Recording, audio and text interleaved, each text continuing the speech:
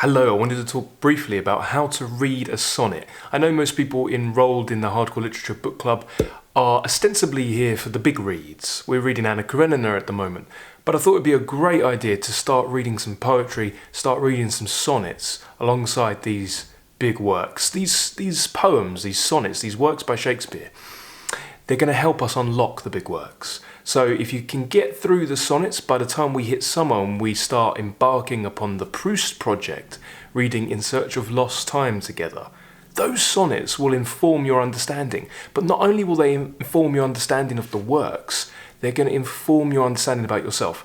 How do you read a sonnet? A Shakespearean sonnet, indeed any sonnet, indeed any poem.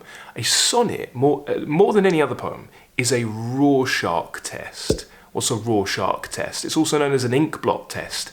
Basically, psychologists will show ink blots, just random, patterns and stuff made by a spilled tub of ink. They'll show them to their patients and discern by how the patients interpret the ink blots. They'll discern their mental and emotional proclivities. They'll learn something about the characteristics, their temperament, their personality, how they see the world, how they view the world. I can show you an ink blot and I say, what is this? You will come away with a very different instinctive answer. One that is very different from the answer that I give or anybody else gives. And it will be revealing about you. So what does it mean when we say a sonnet is a Rorschach test? It's the same thing as saying a sonnet is a mirror. And sometimes looking in the mirror can be uncomfortable. Sometimes we don't want to look at certain blemishes, certain parts of ourselves. And so we read a sonnet, and if we do it correctly and if we're honest with ourselves, there are certain things that stick out, leap out at us, that inform us about ourselves and how we see the world and help us understand other people. This is how we live the great books. So, how do you read a sonnet? Rule 1.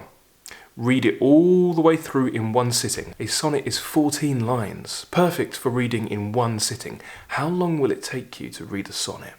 14 lines. Not that long.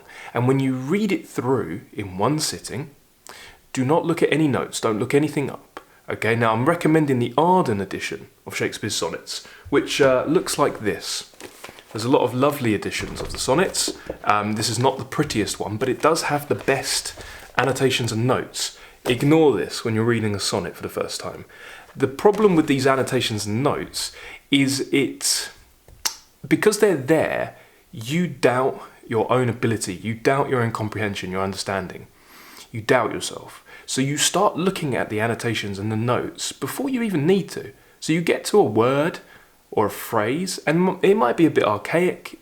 Maybe you don't fully, immediately understand it, but you kind of get the sense of it, or you would understand it if you just read the whole thing in sequence. That's the thing about learning a foreign language, is before you know all the words in the language, you can understand by context. So you doubt yourself and you look the word up, and that's a bad habit to get into because you don't need to. So you read it through once, and you read it through aloud. This is going to be uncomfortable, but hey, people say, I feel silly when I read the poem aloud. Why? If there's nobody around, you're only there with yourself, so there's no one to feel silly in front of. Read it aloud, enjoy it, because speaking the poetry unlocks its meaning, okay? Orally and in your mouth. It's just different, okay? And also, you might want to listen to somebody else speaking the poem. I'm going to be reading each and every sonnet by Shakespeare aloud, prefacing the analysis. Each analysis, we're going to try and keep it bite-sized and short. So there'll be a poetry reading, 1 minute, and then we'll do a deep dive, quick, compressed like a diamond, analysis that will take about 10 minutes. They're not going to be lengthy analyses, but there's 154 sonnets. So you can work out that there's going to be a lot of material there. And if you want more, we've got a couple of lectures on the sonnets as well. So read it aloud. Now, if you feel silly reading it aloud to yourself, firstly, don't. And secondly, consider reading it aloud to somebody else. If you live with somebody, try and get them on board. Embrace it. Embrace your nerdiness, embrace your bookishness, and try to read the sonnet to somebody else. That's a good treat. That's a good thing to do. So you read it through in one sitting, you read it aloud, and then you reread it. Okay? You won't unlock the meaning of a sonnet on your first reading. A sonnet by Shakespeare, especially a good one, matures over time and matures with experience. So when you find a sonnet that speaks to you, and you don't need to know why it speaks to you, it is your duty to keep rereading it over time. Because things happen to you, you live your life, you change necessarily. There are seasons in our lives, and things change. They have to. So your appreciation, your understanding, and your view of a poem will change necessarily as well. So, okay, a sonnet is a Rorschach test. It's a mirror. Look for those things that strike you, that jump out at you, and allow yourself to be raw. Allow your choices to be revealing. And being revealing can be uncomfortable. Be uncomfortable, okay? You don't need to know immediately why you're drawn to something. You just need to know what you like. So start with words and phrases and perhaps whole lines. So you're going through the sonnet and you're combing it and you're trying to think or see that which gives you pleasure.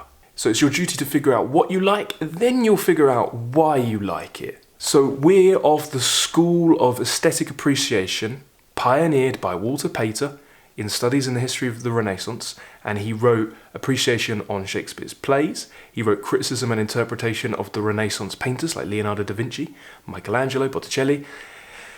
As a critic, you ask yourself, does what you're seeing, does what you're listening to, does what you're reading, does it give you pleasure? Does it give you pleasure? And if so, what sort of pleasure? What kind of pleasure? And in what degree? So then you start weighing it and you start measuring it and try to bring whatever you have close to you to weigh it up against experience, other books, other forms of media, entertainment and art, conversations you've had, dreams you've had, thoughts you've had, people you've met, experiences. Bring your experience to bear upon the work. And ask yourself the two questions that Mortimer Adler compelled us to ask when we come to imaginative literature. Indeed, any literature. What is being said? And how's it being said? So you're trying to work out what's being said, you're trying to work out how's it being said, and you're trying to work out what sort and degree of pleasure it gives you. By the time you've done that, you know the sonnet. Now, as you're going through, keep marking things that jump out at you and strike you. And here's the funny thing. The more you mark and note down, the more you have found a sonnet that resonates with you specifically. So when you go through a sonnet, if you say, oh, I like that quote, I like that phrase, I like that imagery, I like that metaphor, I like that line, and you're noting it down, maybe you're copying it out by hand. By the time you got to the end of the sonnet, if you have copied out most of the sonnet, that's a sonnet that resonates with you for one reason or another. So why not possess it by memory? Why not memorize it? Why not read it and repeat it over and over again until it's stored in your mind and stored in your heart, and then you have it forever, and then you can carry it about with you day to day. Then you can have a touchstone, a comfort, and use it to unlock different day-to-day problems. You can use it in your conversations. You can use it to help your reasoning and your thinking.